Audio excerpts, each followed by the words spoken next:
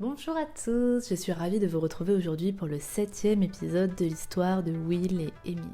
Alors comme d'hab, si vous n'avez pas vu les épisodes précédents, je vous invite à aller les voir et à revenir ici si vous avez envie de savoir la suite de l'histoire de Will et Emily. Adam marche d'un pas rapide. Il est tendu comme un fil de violon. Sa mission est capitale, récupérer le collier échangé par les du commandant. Ses mains tremblent. Il se répète en boucle dans sa tête. « Tiens bon, Adam, tu n'as pas le droit à l'erreur. C'est maintenant ou jamais. Si tu échoues, c'est la fin pour toi. Le commandant te fera tomber.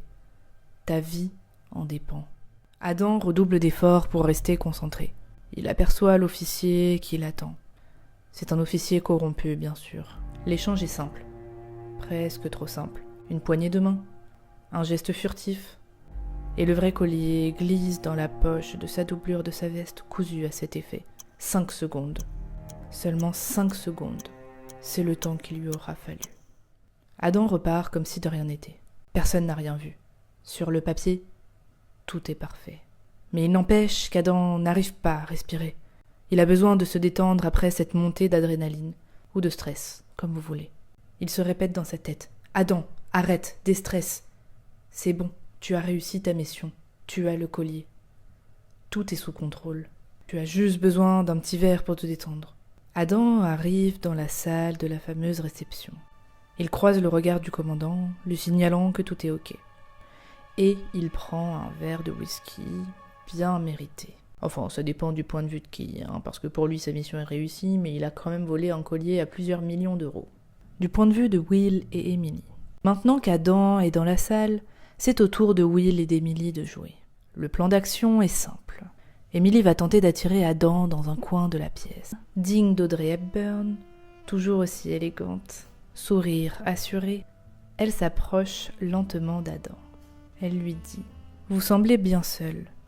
Laissez-moi vous voler quelques minutes. J'ai un endroit plus tranquille à vous montrer. » Adam est désormais plus détendu, et il voit cette femme qui arrive de nulle part. Dans une sérénité presque absolue, Adam se prête au jeu d'Emily, flatté, et il esquisse un petit sourire approbateur. Il lui répond « C'est avec plaisir, chère demoiselle. » Adam n'oublie quand même pas qu'il est en mission. Il jette un rapide coup d'œil autour de lui, mais pas de signe de danger apparent. Will, ne l'oubliant pas, est aussi dans la pièce. Il observe d'un coin de l'œil la scène entre Emily et Adam. Will serre les dents. Ça le rend malade de voir la femme qu'il aime jouer les séductrices avec un autre homme. Il se répète. « Will, s'il te plaît, détends-toi. C'est pour la mission. Concentre-toi, bordel. » Mais c'est la mission avant tout, Will. Et là, tu touches au but. Emily entraîne Adam dans un couloir, discret, à l'abri des regards. Elle joue toujours les séductrices avec Adam, pour ne pas attirer son attention autre part. Pour ce qui est d'Adam, lui, il ne s'en doute pas une seconde, mais il vient inconsciemment de mordre à l'hameçon. Will les suit.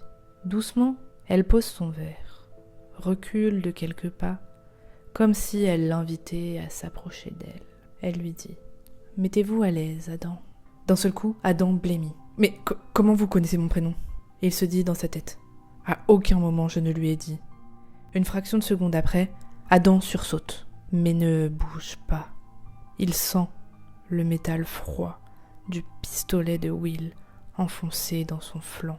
Will dit à Adam « Bonjour Adam, c'est Will Gallagher. Tu te souviens de mon nom ?» Les yeux d'Adam s'écarquillent en entendant le nom de l'homme qui est derrière lui. « Toi ? Non. C'est impossible. » Will, toujours son pistolet collé sur Adam, sur un ton parfaitement neutre mais ferme, lui chuchote à l'oreille. « Tais-toi, je sais ce que tu as fait. Tu vas me suivre très calmement sans faire d'esclandre. Sinon, c'est fini pour toi. T'as compris ?» Adam coopère. Sa mâchoire est crispée. Il n'a pas d'autre choix. Ils entrent dans une petite salle. Will somme à Adam de s'asseoir et lui attache les mains avec un collier de serrage. Pendant ce temps, dans la tête du commandant, on l'avait presque oublié lui. Pendant ce temps, dans la salle, le commandant sourit. Verre de whisky à la main. Le plan semble rouler à merveille. L'échange est fait. Adam a le bijou.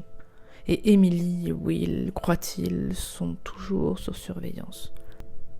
Puis un convive approche du commandant. « Commandant, dites-moi que cette rumeur est absurde. On dit que le colis exposé est un faux. Rassurez-moi, ce n'est pas vrai. » Le commandant blêmit, mais improvise, faussement détendu. « Évidemment que non, c'est une rumeur idiote, bien sûr. Ce collier est bien le vrai. » Mais son instinct lui hurle quelque chose. Il sort son téléphone, cherche Adam du regard. Adam a disparu. Il tente de le joindre, mais rien, silence radio. Si ce sale traître d'Adam m'a encore fait un coup de Trafalgar, il va le payer cher, très cher.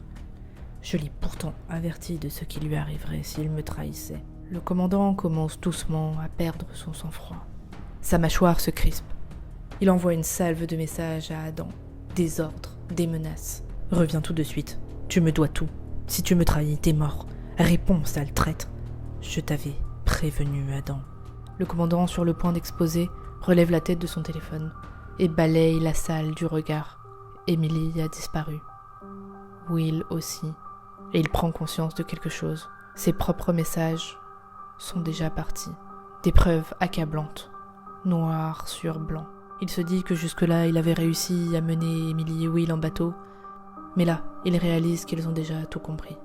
Le commandant vient peut-être de signer son arrêt de mort.